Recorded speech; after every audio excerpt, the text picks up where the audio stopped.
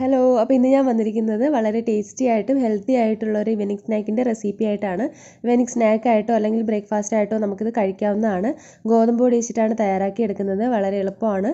ബാക്കി വരുന്ന ചപ്പാത്തി മാവൊക്കെ ഉപയോഗിച്ചിട്ട് വളരെ പെട്ടെന്ന് തയ്യാറാക്കി എടുക്കാൻ പറ്റുന്ന ഒരു ഈവനിങ് സ്നാക്കാണ്.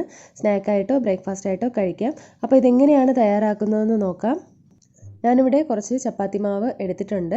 അപ്പോൾ സാധാരണ ചപ്പാത്തിക്ക് കുഴയ്ക്കുന്ന ആ രീതിയിൽ കുഴച്ച് വെച്ചിട്ടുള്ളതാണ് കേട്ടോ. ഇനി ഇതിലേക്ക് ഫില്ലിങ്ങിനായിട്ട് ഞാനിവിടെ ചെറുപയർ പരിപ്പാണ് എടുത്തിരിക്കുന്നത്. അതൊരു 1-2 മണിക്കൂർ വെള്ളത്തിലിട്ടൊന്ന് കുതിർത്തെടുത്തിട്ടുള്ളതാണ് കേട്ടോ. 2 മണിക്കൂറൊക്കെ മതിയാകും. അപ്പോൾ ചൂടുവെള്ളത്തിലൊക്കെ ഇട്ട് അല്പം ചെറു ചൂടുവെള്ളത്തിലൊക്കെ ഇട്ട് കുതിർക്കുകയാണെന്നുണ്ടെങ്കിൽ 1 മണിക്കൂറൊക്കെ മതിയാകും ഇത് കുതിർന്ന് കിട്ടാനായിട്ടും. ഇനി നന്നായിട്ട് ഇന്നൊന്ന് അരിച്ചെടുക്കുക കേട്ടോ. വെള്ളം ഒട്ടും തന്നെ പാടില്ല. വെള്ളം ചേർക്കുകയാണെന്നുണ്ടെങ്കിൽ നമുക്കിത് ഫില്ലിങ് ലൂസായി പോകാനുള്ള ചാൻസ് ഉണ്ട്. വെള്ളം ഒട്ടും ഇല്ലാതെ തന്നെ നന്നായിട്ട് ഇന്നെ ഒന്ന് അരച്ചെടുക്കണം. അപ്പോൾ ഞാനത് മിക്സിയുടെ ജാറിലേക്ക് മാറ്റിയിട്ടുണ്ട്. കൂടെ പച്ചമുളകും ഒരു ചെറിയ സവോളയും ചേർക്കുന്നുണ്ട്. ഇനി ഇതിലേക്ക് 1 ടീസ്പൂൺ അളവിൽ ജീരകം ചേർത്ത് കൊടുക്കാം. അപ്പോൾ ചെറിയ ജീരകമാണ് കേട്ടോ. അതും കൂടെ ചേർത്ത് തരിതരിപ്പായിട്ടൊന്ന് അരച്ചെടുക്കുക.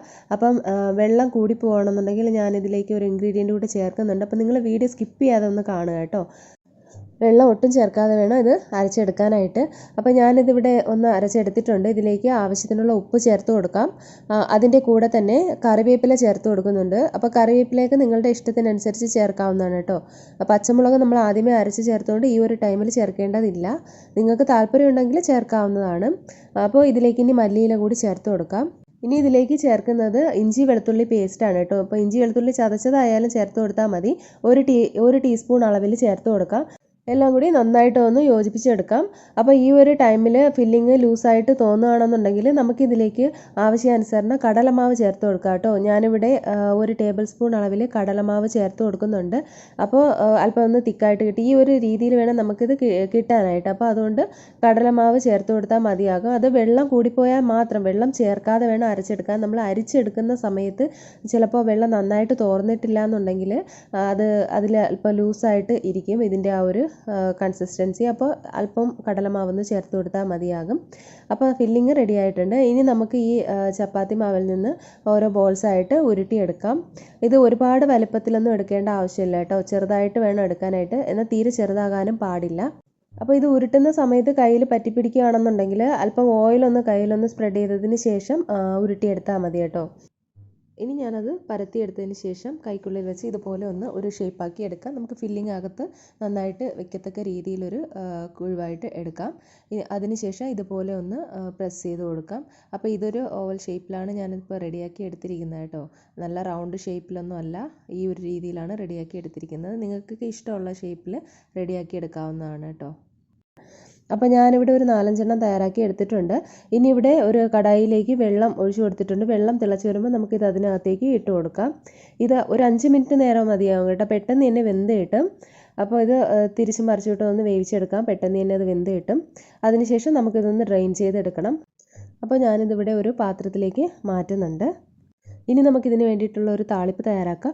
അതിനായിട്ട് ഞാനിവിടെ ഒരു കടായിലേക്ക് എണ്ണ ഒഴിച്ച് കൊടുത്തിട്ടുണ്ട്. ഒരു 3 ടേബിൾ സ്പൂൺ അളവിൽ എണ്ണ ഒഴിച്ച് കൊടുക്കാം. എണ്ണ നന്നായിട്ട് ഒന്ന് ചൂടായി വരുമ്പോൾ അതിലേക്ക് കടുക് ചേർത്ത് കൊടുക്കാം. കൂടെ തന്നെ ഒരു 1/4 ടീസ്പൂൺ അളവിൽ ജീരകം, ചെറിയ ജീരകമാണ്. പിന്നെ വറ്റൽമുളകും പച്ചമുളകും ചേർക്കാം. പച്ചമുളക് കട്ട് ചെയ്താണ് ചേർത്ത് കൊടുത്തിരിക്കുന്നത്. മാത്രമല്ല പച്ചമുളക് ചേർക്കുമ്പോൾ അല്പം ഒന്ന് മാറി നിൽക്കുക കേട്ടോ. അത് ചിലപ്പോൾ ചെറുതായിട്ടൊന്ന് പൊട്ടിത്തെറിക്കാനുള്ള ചാൻസ് ഉണ്ട്. കൂടെ തന്നെ ആവശ്യാനുസരണം കറിവേപ്പില ചേർത്ത് കൊടുക്കാം. നന്നായിട്ട് അതൊന്ന് മൂപ്പിച്ചെടുക്കുക. അപ്പോൾ ഈ ഒരു ടൈം ഗ്യാസിൻ്റെ ഫ്ലെയിം ലോയിൽ വയ്ക്കുക. ഇനി നമുക്ക് ഇതുപോലെ ഓരോന്നായിട്ട് വെച്ച് കൊടുക്കാം. നിങ്ങൾക്ക് ഈ രീതിയിലും ചെയ്യാം, അല്ലെന്നുണ്ടെങ്കിൽ അത് കട്ട് ചെയ്തതിന് ശേഷം വെച്ച് കൊടുക്കാവുന്നതാണ് കേട്ടോ. ഏത് രീതിയിലും ചെയ്തെടുക്കാവുന്നതാണ്. ഇത് തിരിച്ചും മറിച്ചിട്ട് നന്നായിട്ട് ഒന്ന് മുരിയിച്ചെടുക്കുക.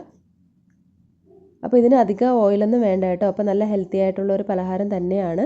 അപ്പോൾ ഫില്ലിങ്ങിന് നിങ്ങൾക്ക് ഏത് ഫില്ലിങ് വേണോ ഇതിനകത്തേക്ക് വെച്ച് കൊടുക്കാവുന്നതാണ് കേട്ടോ. അതൊക്കെ ഓരോരുത്തരുടെ ഇഷ്ടത്തിനനുസരിച്ച് ചെയ്തെടുക്കാവുന്നതാണ്. അപ്പോൾ നമ്മുടെ പലഹാരം ഇവിടെ റെഡി ആയിട്ടുണ്ട്. നമ്മുടെ സ്നാക്സ് ഇവിടെ റെഡി ആയിട്ടുണ്ട്. എല്ലാ പേരും ട്രൈ ചെയ്ത് നോക്കുക.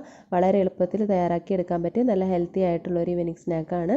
അപ്പോൾ ട്രൈ ചെയ്ത് നോക്കിയിട്ട് കമൻറ്റ് ചെയ്യാൻ മറക്കല്ലേ. അതോടൊപ്പം റെസിപ്പി ഇഷ്ടമായാൽ ലൈക്ക് ചെയ്യാനും ഷെയർ ചെയ്യാനും ചാനൽ സബ്സ്ക്രൈബ് ചെയ്യാനും മറക്കരുത്. സബ്സ്ക്രൈബ് ചെയ്യുമ്പോൾ ബെല്ലൈക്കനും ഓൾ ഓപ്ഷനും കൂടി ക്ലിക്ക് ചെയ്യുക.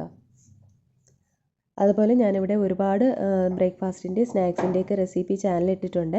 അപ്പോൾ ഞാനതിൽ പ്ലേലിസ്റ്റ് കൊടുത്തേക്കാം. അതിൽ ക്ലിക്ക് ചെയ്ത് കഴിഞ്ഞാൽ എല്ലാ വീഡിയോസും നിങ്ങൾക്ക് കാണാൻ പറ്റുന്നതാണ്. അപ്പോൾ പുതിയ റെസിപ്പി ആയിട്ട് നമുക്ക് വീണ്ടും കാണാം. അതുവരേക്കും എല്ലാവർക്കും ബൈ. Thank you.